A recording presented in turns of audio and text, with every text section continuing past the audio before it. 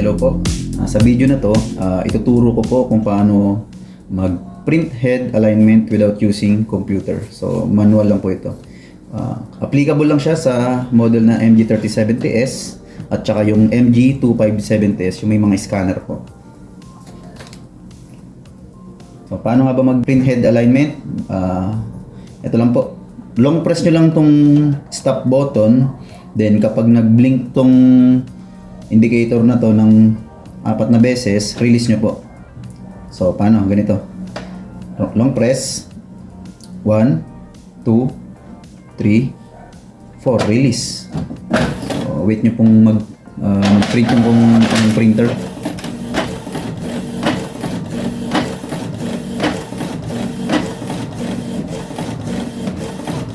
Dali, antayin nyo lang siya. Siguro mga more or less than 4 minutes tapos na siya.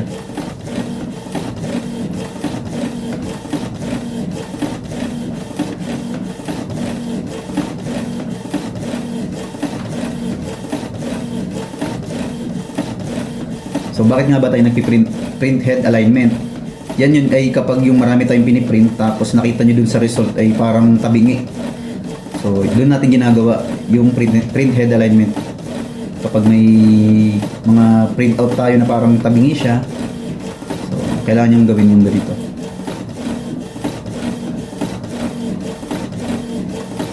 Yan, medyo matagal lang siya.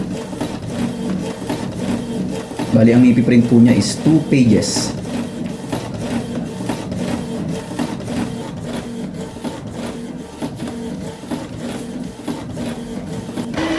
Ayun. Okay, after nyong matapos mag-print, ang next step natin ay open natin yung scanner. So, kung makikita nyo, meron siyang dito, yung parang block na sa angle na to. Ayun, ilalagay nyo siya sa scanner. Pag ganyan. Pag ganyan siya.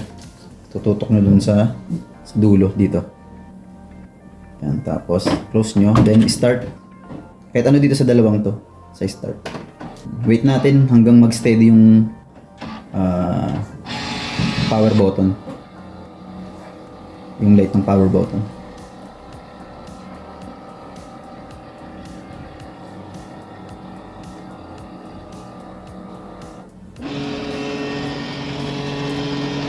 Yan. Yung ingay na yun, normal lang po yan. Yan. Nag-steady na yung power button. Okay na siya. Ready to print na po. Thank you.